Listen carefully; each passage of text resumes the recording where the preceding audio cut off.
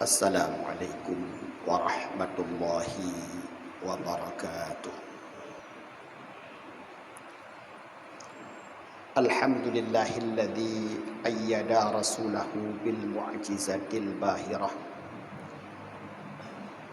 Wassalatu wassalamu ala sayyidina Muhammadin rasulillah wa ala alihi wa sahbihi wa man tabi'ah ila yaumil qiyamah. Qala Allah Ta'ala fil Qur'anil Karim, Bismillahirrahmanirrahim. Subhanalladzi asra bi'abdihi laylan minal masjidil haram ilal masjidil aqsa alladzi barakna hawlahu linuriyahu min ayatina innahu huwas sami'ul basir. Puji syukur mari sama-sama kita panjatkan kehadirat Allah. Salawat beriring salam senantiasa kita sampaikan kepada junjungan alam Nabi besar Muhammad sallallahu alaihi wasallam dan kepada keluarga dan sahabat beliau sekalian, imam masjid, imam besar masjid yang kami muliakan, panitia masjid, remaja masjid, gure-gure memandum, tungku-tungku kaum muslimin, jamaah Jumat yang dirahmati Allah Subhanahu wa taala. Bulan Rajab adalah bulan di mana umat Islam memperingati Isra dan Mi'raj Rasulullah sallallahu alaihi wasallam. Walaupun di dalam sejarah proses terjadinya Isra dan Mi'raj Rasulullah sallallahu alaihi wasallam masih diperselisihkan ulama tentang hari, bulan dan tahunnya. Sebahagian ulama mengatakan di dalam bulan Ramadan, ada yang mengatakan di dalam bulan Syawal, ada yang mengatakan di dalam bulan Rabiul Awal, ada pula yang mengatakan di dalam bulan Rajab. Tetapi umumnya umat Islam memperingati Isra dan Mi'raj adalah di bulan Rajab. Ini menunjukkan bahwa esensi daripada memperingati Isra Mi'raj bukanlah harus bertepatan dengan kejadian terjadinya Isra dan Mi'raj pada masa Rasulullah. Tetapi esensi daripada Isra dan Mi'raj yang kita peringati adalah bagaimana dengan memperingati Isra dan Mi'raj tersebut, umat Islam akan selalu punya keimanan, keyakinan yang kokoh bahawa salah satu mukjizat besar yang Allah berikan kepada Nabi kita Nabi Muhammad sallallahu alaihi wasallam adalah Allah telah membawa beliau daripada bumi menuju kepada tempat yang sangat mulia, yakni di langit, bahkan sampai ke satu tempat yang belum pernah diinjakkan kaki oleh semua makhluk. Sampai disitulah Rasulullah dibawa oleh Allah.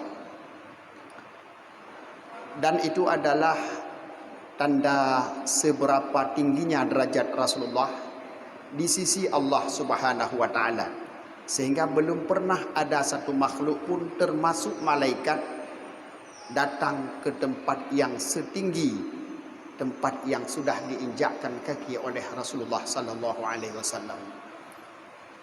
Menyangkut dengan hal Isra dan Mi'raj, mungkin yang lebih diperselisihkan atau diragukan oleh orang yang masih meragukan adalah Mi'raj, perjalanan Rasulullah dari Masjidil Aqsa menuju ke langit yang ketujuh.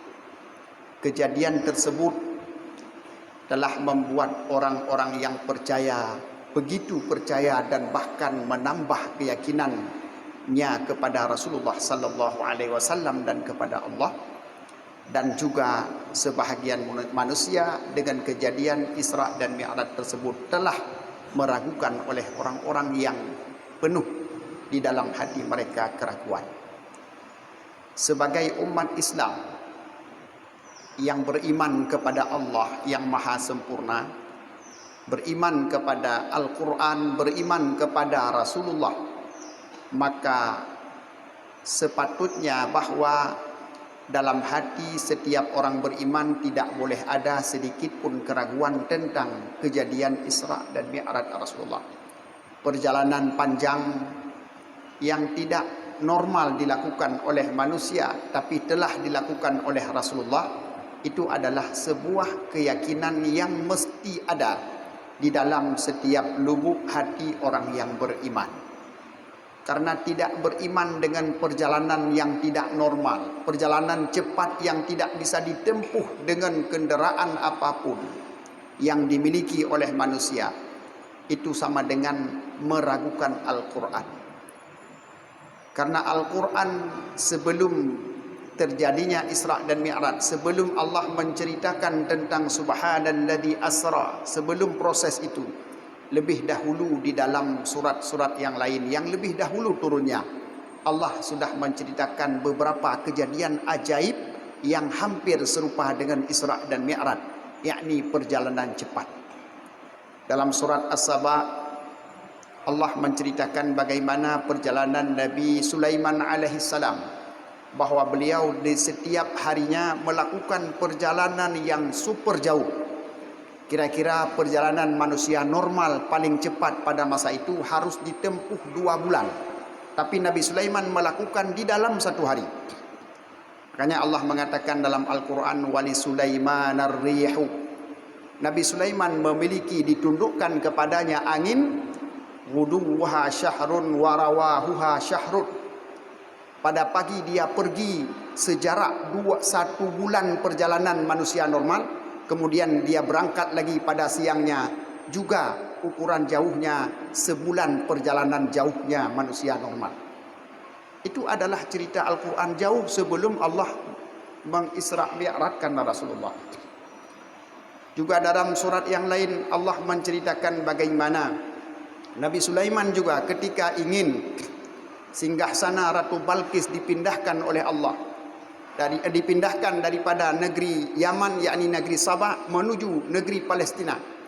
Maka dalam Al-Quran diceritakan bagaimana jin Ifrit menawarkan diri kepada Nabi Sulaiman untuk memindahkan tempat tersebut, singgasana tersebut, butuh waktu sebentar saja. Ifrit mengatakan, berikan aku waktu sebelum engkau beranjak dari tempat dudukmu, aku sudah membawa singgasana ke negeri Palestina. Nabi Sulaiman menganggap itu terlalu lama. Maka Nabi Sulaiman pun bertanya, nah yang lebih cepat lah. Maka Al-Quran pun mengabadikan di dalamnya bahwa waqala man indahu ilmum minal kitab ana atika. Berkatalah seseorang yang ada di dalam kalangan istana, dia paham sekali tentang isi kitab-kitab Al-Quran, kitab-kitab yang sudah diturunkan kepada nabi-nabi dahulu. Dia mengatakan, aku akan membawa singgasana itu sebelum engkau mengedipkan mata. Ini adalah cerita Al-Quran. Orang beriman adalah orang yang harus percaya kepada Quran dan kepada seluruh isi Al-Quran.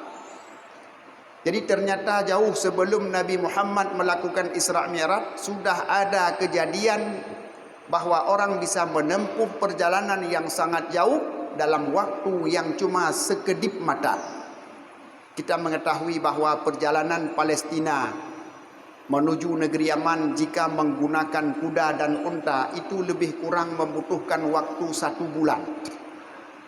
Tapi ternyata ada seseorang yang mampu pulang balik PP dalam waktu sekedip mata membawa singgasana yang besar. Apakah itu bukan suatu keajaiban? Apakah itu bukan sesuatu yang tidak normal? Tidak normal. Tapi kita percaya, orang beriman sangat percaya karena itu kekuatan Allah yang diberikan kepada orang tertentu. Lantas setelah beberapa lama ayat Al-Quran itu turun, Allah pun mengisra mi'rajkan Rasulullah. Ketika beliau turun, beliau menjelaskan, lon kalih kebalik Allah bunuh kedih Masjidil Aqsa. Kemudian dari Masjidil Aqsa dalam hadis disebutkan menuju ke Sidratil Muntaha, bahkan sampai kepada satu tempat yang disebut dengan Mustawa, tempat yang belum pernah diinjakkan kaki oleh malaikat. Dan katruh gua, itu adalah cerita Rasulullah ketika beliau pulang dari Mi'raj. Apa yang terjadi? Ternyata itu menjadi polemik di dalam masyarakat Arab pada saat itu. Sebahagian manusia menganggap bahwa itu adalah dongeng yang tidak pernah ada kenyataannya. Maka orang-orang Arab semakin tidak percaya kepada Rasulullah dengan sebab Isra dan Mi'raj. Sementara sebahagian yang lain semakin yakin dan percaya bahwa Nabi adalah benar-benar utusan Allah yang sangat mulia. Maka lagi ada mengaku bahwa Isra dan Mi'raj telah membelah manusia menjadi dua kelompok. Kelompok yang ragu akan selamanya meragukan Isra Mi'raj Rasulullah. Tapi kelompok orang-orang beriman akan menambah mantap hati mereka kepada Rasulullah. Tunggu-tunggu kaum muslimin, jamaah Jumat yang dirahmati Allah. Satu hal yang perlu kita ketahui bahwa perjalanan menempuh jarak yang jauh dalam waktu yang sangat singkat bukanlah perkara yang mustahil menurut akal. Itu harus disepakati bahwa itu bukan perkara mustahil. Tinggal lagi apakah ada kejadiannya atau tidak. Yang mustahil kajelaskan. Maka umat Islam akan dapat menerima karena yang menyampaikan adalah Rasulullah. Bukankah Rasulullah itu terkenal dengan Al-Amin? Bahkan di masa beliau dipercaya oleh seluruh manusia tanpa kecuali. Baik itu kawan maupun lawan percaya bahwa Rasulullah itu tidak pernah berbohong sekalipun. Jangankan sahabat-sahabatnya, jangankan umat yang telah mengakui beliau beriman, orang-orang yang musyrik pun ketika ada sebahagian orang mengatakan Nabi Muhammad berdusta, mereka langsung tertawa. Muhammad tidak pernah berdusta. Jadi kejujuran Nabi Muhammad inilah yang pertama membuat kita percaya bahwa Nabi benar-benar Isra dan Mi'raj. Maka sangat aneh sebahagian dai yang pernah kita dengar bak YouTube, Isra dan Mi'raj itu mana saksinya? Sehingga kita harus percaya Nabi benar-benar Isra dan Mi'raj. So saksi. Lihat pegah kejadian bak wate malam lah. Alenyan pegah perjalanan yang hana mungkin diuleur. So saksi Nabi pernah berada di Masjidil Aqsa. Urang Arab pun hana geturi. So urang ini yang jita pegat ke saksi. Dah saksi Nabi nak gejak ke Sidratil Muntaha, Mustawa. Itu pun sama sekali tidak bisa dibuktikan. Maka ada sebahagian orang walaupun mengatasnamakan Islam, mereka mengatakan Isra dan Mi'raj adalah kejadian yang jika ingin percaya, percayalah. Yang tidak percaya tidak mengapa, karena tidak ada saksi. Perhatikan bagaimana model keimanan orang-orang beriman di akhir zaman. Isra dan Mi'raj yang langsung diceritakan oleh Rasulullah di dalam hadis yang sampai kualitasnya masyhur, walaupun tidak sampai ke kualitas mutawatir, tetapi itu tidak layak untuk diragukan. Jika orang kafir saja pada masa Rasulullah tidak meragukan Isra dan Mi'raj, karena yang tidak meragukan kebenaran Rasulullah, bagaimana umat Islam yang sudah mengakui Rasul punya sifat sidik, amanah, tabligh, fatanah, Rasul jujur, Rasul tidak pernah melakukan kesalahan, Rasul tidak pernah menyembunyikan ajaran yang diperintahkan oleh Allah, dan Rasul adalah orang yang paling cerdik daripada semua manusia yang cerdik. Bagaimana mungkin terjadi sebuah keraguan di dalam hati orang yang beriman? Maka pada hakikatnya mereka itu adalah orang-orang munafik, orang-orang yang tidak benar-benar beriman kepada Allah Subhanahu wa taala. Jika yang menyebabkan mereka itu meragukan adalah karena hal tersebut terjadi sangat luar biasa dan di luar nalar kata mereka, maka kita dapat menjawab bahwa bagi orang yang sudah mengenal Tuhannya Allah Subhanahu wa taala, maka itu bukanlah sesuatu yang di luar nalar. Jika kita percaya alam semesta yang begitu luas diciptakan oleh Allah dalam waktu yang sangat singkat, bagaimana mungkin seorang beriman meragukan Allah bisa memindahkan seorang hamba dari satu tempat ke tempat yang lain yang masih di dalam alam semesta? Jika kita katakan ajaib, maka sebagaimana dijelaskan oleh Syekh Said Ramadan Al-Muti di dalam kitab Fiqh Sirah, beliau menjelaskan, jika kita berbicara tentang perbuatan Allah, jika kita berbicara tentang ciptaan Allah, tidak ada ciptaan Allah yang tidak luar biasa. Semuanya luar biasa. Tapi kenapa sebahagiannya kita terima sebagai ciptaan Allah, kita terima sebagai perbuatan Allah, tapi kenapa sebahagian yang lain kemudian kita katakan itu tidak mungkin? Jika penciptaan alam mungkin dilakukan oleh Allah, kenapa memindahkan seorang hamba yang sangat kecil, yakni Nabi Muhammad, dari satu tempat ke tempat lain menjadi mustahil? Jika kita telusuri, maka kita akan mendapatkan bahwa ternyata Isra dan Mi'raj kenapa susah diterima? Karena kejadiannya cuma satu kali pada diri Rasulullah. Tidak ada manusia yang lain yang melakukan perjalanan seperti Rasulullah. Sementara ciptaan Allah yang lain mungkin berulang. Tanya mungkin kiban terjadi proses tanya dari setetes mani menjadi manusia. Sebenarnya itu sangat luar biasa, dahsyat dan tidak mungkin. Tidak bisa dilakukan oleh seseorang pun selain Allah. Tapi kenapa tidak dianggap aneh? Kenapa diterima sebagai ciptaan Allah? Karena terus berulang. Tanya lahir lagi nyan, anak tepi lagi nyan. Padahal juga sebuah keanehan, sebuah hal yang sangat dahsyat, tapi dapat diterima karena berulang-ulang. Isra dan Mi'raj sengaja Allah lakukan tidak berulang-ulang, cuma diberikan oleh Allah kepada Nabi Muhammad untuk mengukur tingkat keimanan orang-orang yang telah mengaku beriman. Maka wajar jika pada masa Rasulullah Isra dan Mi'raj tersebut menjadi tolok ukur bagi orang yang beriman. Di antara orang yang sudah mengaku beriman pada saat itu keluar dari Islam karena menganggap Nabi Muhammad tidak lagi waras, dengan sebab mengatakan telah melakukan Isra dan Mi'raj. Inilah ciri-ciri orang munafik yang mereka baru diketahui ketika akal mereka tidak bisa menjangkaunya. Ketika ajaran Islam masih sesuai dengan akal mereka, mereka akan menerima dengan mudah. Ketika akal mereka tidak bisa menjangkau, mereka akan mengingkarinya. Mereka pada hakikatnya ketika menerima Islam bukan tunduk kepada Allah, tapi mereka cuma tunduk kepada akal, karena akal mendapatkan hikmahnya. Yang kejit para ulama kepegak, sogot ibadah yang tak tepu makna dengan ibadah yang tidak diketahui apa maknanya. Maka para ulama, mayoritas ulama mengatakan ibadah yang kita tidak bisa menjangkau hikmahnya lebih utama dari ibadah yang kita mengetahui hikmahnya. Karena jikalau ibadah kita mengetahui hikmahnya seperti zakat, kepu wajib zakat, untuk kepentingan urung-urung gasit, maka bisa saja kita patuh bukan karena Allah, tapi karena akal bisa mencerna. Tapi ketika Allah perintahkan salat, kenapa gerakan salat seperti itu? Maka akal tidak bisa menerimanya. Pada saat itulah menjadi ujian bagi orang beriman.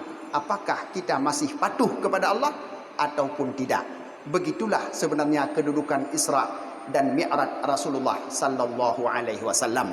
Mudah-mudahan kita sebagai umat Islam terus mengiktikadkan, meyakini bahwa Rasulullah benar-benar telah melakukan perjalanan dengan tubuh dan ruh beliau di dalam waktu malam yang sebentar saja, dan kita akan mewariskannya kepada setiap generasi Islam sebagai tanda kita percaya kepada Allah, percaya kepada Nabi, percaya kepada Al-Quran. Demikianlah yang dapat ulun tuan sampaikan. Mohon maaf atas segala kekurangan. Alhamdulillahi Rabbil Alamin, wal aqibatu lil muttaqin, wala udwana illa ala dhalimin. Asyhadu an la ilaha illallah wahdahu la syarika lah, wa asyhadu anna sayyidana Muhammadan abduhu wa rasuluh.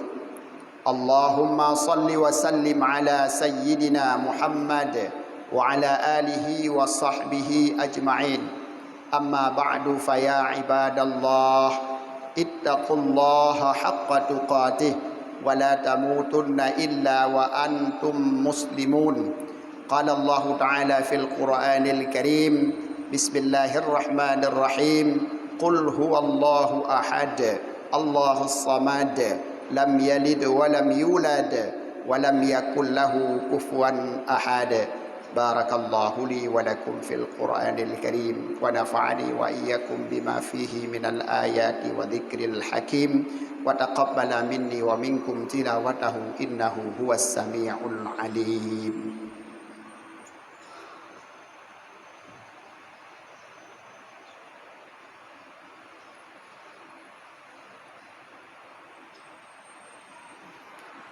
الحمد لله رب العالمين وبه نستعين على أمور الدنيا والدين أشهد أن لا إله إلا الله وحده لا شريك له وأشهد أن سيدنا محمدا عبده ورسوله اللهم صل وسلم على سيدنا محمد وعلى آله وصحبه أجمعين أما بعد فيا عباد الله اتقوا الله حق تقاته ولا تموتن إلا وأنتم مسلمون بسم الله الرحمن الرحيم إنا أعطيناك الكوثر فصل لربك وانحر إن شانئك هو الأبتر اللهم اغفر لنا وللمسلمين والمسلمات والمؤمنين والمؤمنات الأحياء منهم والأموات ربنا آتنا في الدنيا حسنة وفي الآخرة حسنة وقنا عذاب النار ولذكر الله أكبر